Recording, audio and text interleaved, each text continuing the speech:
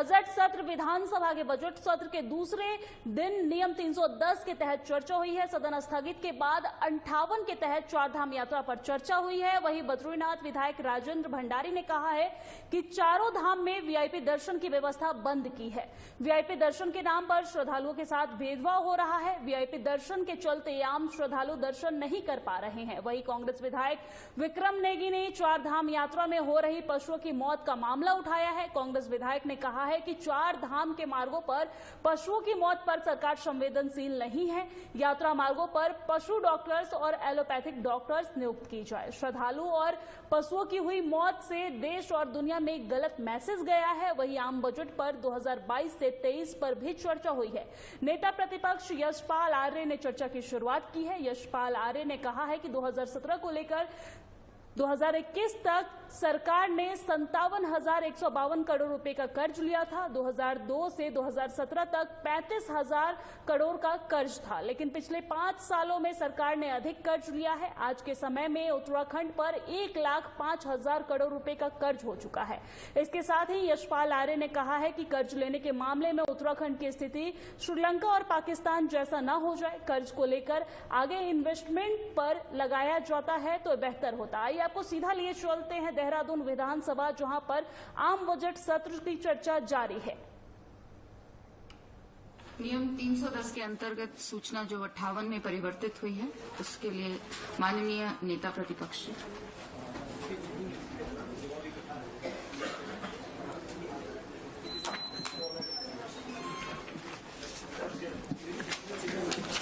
माननीय अध्यक्ष जी, उत्तराखंड की में जो चारधाम यात्रा है का न होना, कोई स्पष्ट कार्य योजना का न होना और तो जाहिर करता है कि सरकार चारधाम यात्रा में पूरी तरह विफल हो चुकी है।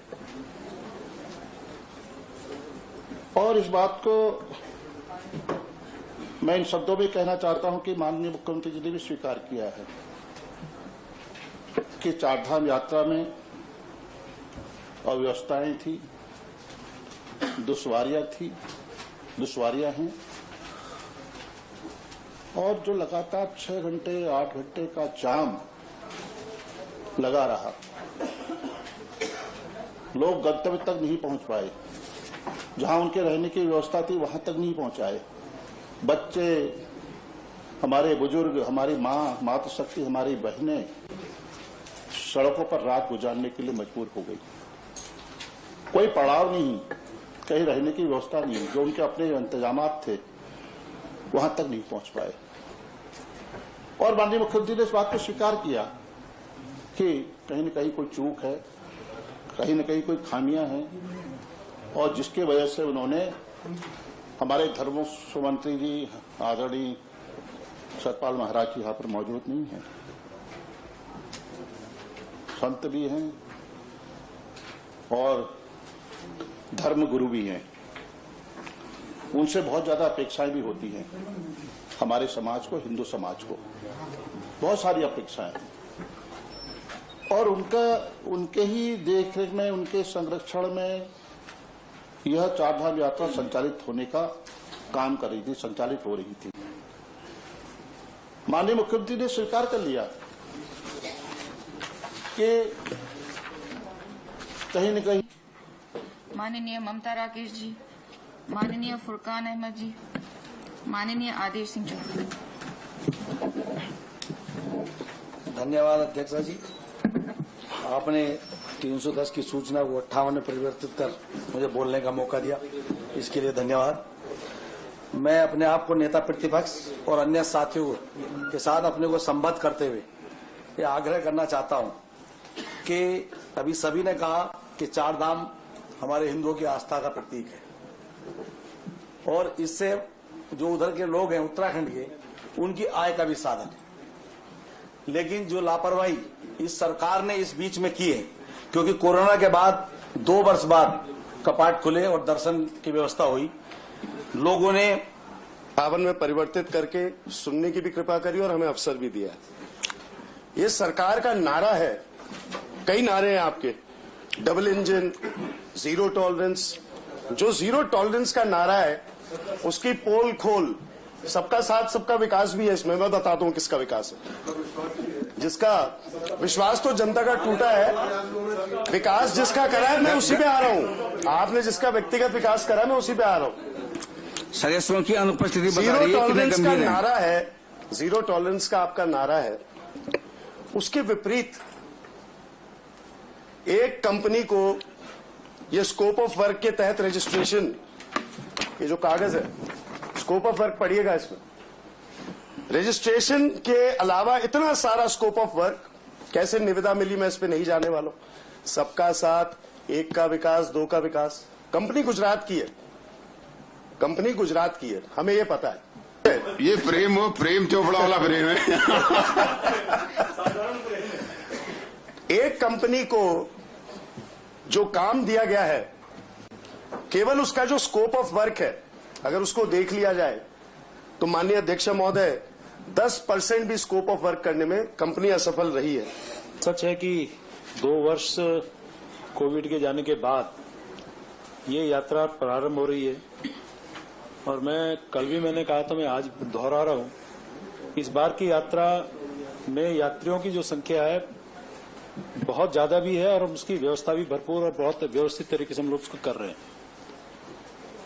माननीय अध्यक्ष जी, यात्रा में हम सब जानते हैं जिस प्रकार से यात्रा में हमारे श्रद्धालु बड़ी संख्या में यहाँ आ रहे हैं। उत्तराखंड सरकार के सभी विभाग, चाहे पर्यटन हो, धर्मस्व हो, चिकित्सा हो, परिवहन हो, नागरिक उड्डयन हो, जिला प्रशासन हो, सभी के द्वारा यात्रा को सुचारू और संरक्षित करने में सभी प्रकार की व्यवस्थाएं की गई हैं। इस वर्ष यात्रियों की लगातार बढ़ती संख्या को देखते हुए माननीय मुख्यमंत्री जी के द्वारा बेहतर प्रबंधन हेतु स्थिति को निरंतर उसकी समीक्षा की जा रही है। समय समय पर आवश्यक निर्देश दिए जा रहे हैं। शासन और प्रशासन के उच्चतम स्तर पर भी नियमित निगरानी करते हुए यात्रा को अधिक सुरक्षित बनाए जाने के अधिक प्रयास किए जा रहे हैं। प्रदेश सरकार द्वारा प्रत्येक धामों में यात्रियों की संख्या निर्धारित की गई है, जिसके अंतर्गत प्रतिदिन यमुनोत्री में 5000, गंगोत्री में 8000, केदारनाथ में 13000 और बद्रीनाथ में 16000 एवं हेमकुंड साहिब में 5000 यात्री होगा। मैंने तो उसको स्वीकार किया है। हमें मानना भी चाहिए, सदन की हमारी पीठ का हमें सम्मान भी करना चाहिए, उनके जो निर्देश है उनका भी अनुसरण करना चाहिए। तो मैं आज आपने माननीय अध्यक्ष जी, यह बजट बिल्कुल ही निराशाजनक है, दिशाहीन बजट है माननीय अध्यक्ष जी। बस खूबसूरती से आंकड़ों का मायाजाल, शब्दों को बुना गया है, जाल बुना गया है माननीय अध्यक्ष जी। ये कलाकारी है और मेरा मानना है कि इसमें बजट में पेट्रोल डीजल से राहत होती। मेरा मानना है कि प्रदेश में निवेश को बढ़ाने के लिए कोई कार्य योजना होती। हमें मिलकर रहना है, मिलकर काम करना है राज्य के विकास के लिए, राज्य के सर्वांगीण विकास के लिए। हमें राजनीति से अलग हटकर, राजनीतिक मतभेदों को अलग करते हुए हमने समग्र विकास की परिकल्पना को साकार रूप देना है। हमने गैरसैंण की बात की, जो आंदोलनकारियों का संघर्ष था, जो संकल्प था, जो शहीदों के सपने थे। मुझे आज भी याद है, मैं खटीमा से एमएलए था, आज से 31-32 साल पहले एमएलए था। तो वहां खटीमा में शाम के 6 बजे गोली नृत्य जो प्रदर्शन कर रहे थे, अहिंसात्मक आंदोलन कर रहे थे, राज्य बनाने की मांग पर लेकर आगे बढ़ रहे थे, उन पर गोली चलाई जाए। शांतिपूर्ण आंदोलन था। हमारे साथी माननीय विधायक गोपाल सिंह राणा जी थे। वहां सुबह 4 बजे पहुंच गया और हमने कर्फ्यू तोड़ा और तत्कालीन स्पीकर थे, विधानसभा अध्यक्ष थे माननीय धनीराम वर्मा जी। मैंने उनका इस्तीफा भेजा, मेरा उन्होंने इस्तीफा एक्सेप्ट नहीं किया। मुलायम सिंह जी की सरकार थी, वो दौर भी देखा है, संघर्ष देखा है। 5 मौतें हुई साथ, उसमें हिंदू भी थे, मुस्लिम भी थे, सिख भी थे।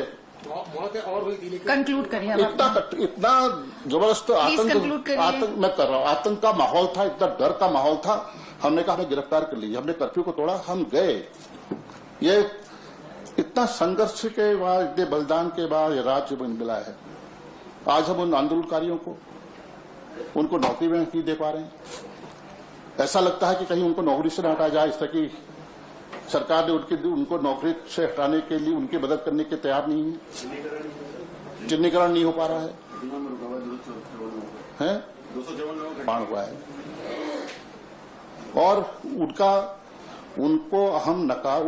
उनको उनके योगदान को, उनके समर्पण को, उनके बलिदान को हम भूल नहीं सकते हैं।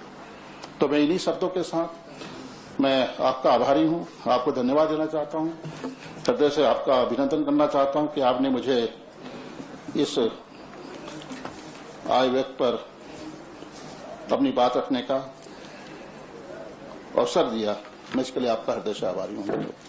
माननीय मुन्ना सिंह चौहान जी।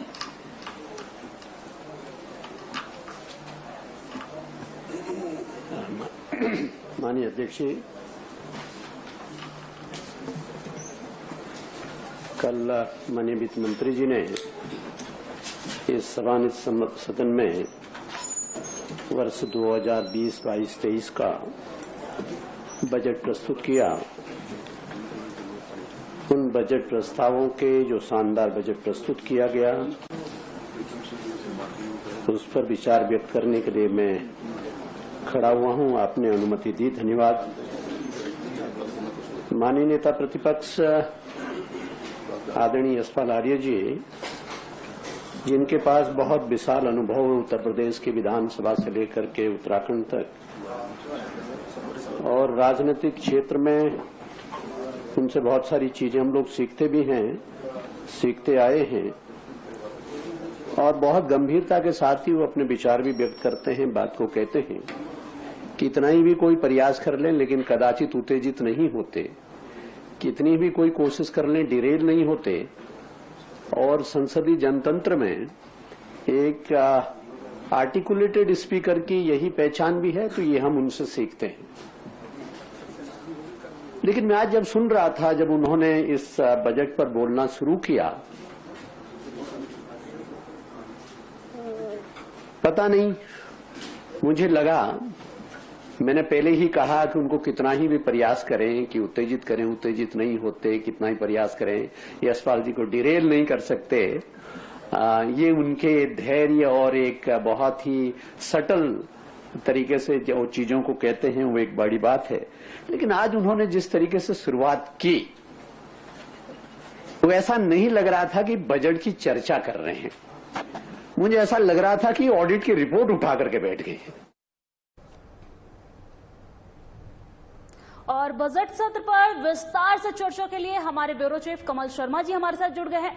कमल जी, बजट सत्र का आज दूसरा दिन था और दूसरे दिन में विपक्ष ने चार धाम यात्रा में हुई अव्यवस्थाओं को लेकर सरकार को घेरने की कोशिश की है, तो अब सरकार की तरफ से क्या कुछ कहना है? हाँ दिव्या, अगर कहें तो आज बजट सत्र का दूसरा दिन और भोजन काल के अवकाश के बाद जब ये बजट सेशन 3 बजे जब शुरू हुआ, तो उसके बाद नियम 58 के अंतर्गत विपक्ष ने, कांग्रेस के विधायकों ने यात्रा को लेकर, व्यवस्थाओं को लेकर प्रश्न उठाया। उन्होंने कहा कि लगातार यात्रा जारी है, लेकिन व्यवस्थाएं शून्य है, व्यवस्थाएं पूरी तरह से जीरो हैं। लगातार हम कहें तो सरकार स्वास्थ्य के मामले में भी और हर चीज में भी लगातार फेल नजर आ रही है। तो वही अगर कहें तो सरकार ने कहा ऐसा कुछ नहीं है। शुरुआत में कुछ थोड़ा बहुत हुआ था, लेकिन स्वास्थ्य सुविधाएं अब लगातार बेहतर हैं। कोई ऐसा कुछ नहीं है। अगर जो जिनकी डेथ भी हुई है वो हार्ट अटैक से हुई है, वो पहले से ही कहीं ना कहीं ठीक नहीं थे, या उनको किसी को क्या कहते हैं हाई ब्लड प्रेशर से पहले प्रॉब्लम थी, कहीं और प्रॉब्लम थी, और सरकार लगातार अपील कर रही थी कि ये जो यात्रा है ये पूरे नवंबर तक चलने वाली है, 6 महीने को ले, लेकिन लोग बिना स्वास्थ्य चेक कराए लगातार यहाँ आ रहे थे। तो ये इस प्रकार की चीजें हुई हैं, लेकिन अब सब कुछ बिल्कुल ठीक ठाक है। तो उसके बाद लगातार कहीं मुद्दे विपक्ष ने उठाए, और फिर उसके बाद बजट पे अब चर्चा जो शुरू हुई है, उसमें जो नेता प्रतिपक्ष है यशपाल आर्य, उन्होंने कहा सरकार में जो बजट में किया गया है 1 लाख करोड़ से भी अधिक का है जो आगे इसके लिए राज्य के लिए शुभ नहीं है। लगातार उन्होंने कहा कि कहां से इनकम आएगी, कहां से क्या होगा, विकास के लिए कितना कम पैसा है, और पुराना जो बजट था वो भी सरकार नहीं खर्च हो पाई, जबकि 4 महीने पहले ही बीत गए और आगे पैसा कैसे खर्च होगा। तो कई तरह के उन्होंने बजट के बारे में कई तरह की उन्होंने बातें बोली। उन्होंने कहा सरकार ने जो बजट पेश किया है वो पूरी तरह से उन्होंने उसको नकार दिया है।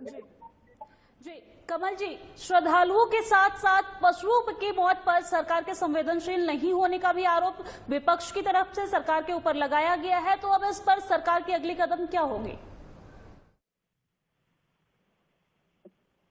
दिव्या, सबसे बड़ी बात है कि कदम की बात नहीं है, मुद्दा उठाया था जब ये घटना हुई थी। ये आपकी घटना नहीं है, आज ये सदन में उठा है। ये घटना पुरानी है।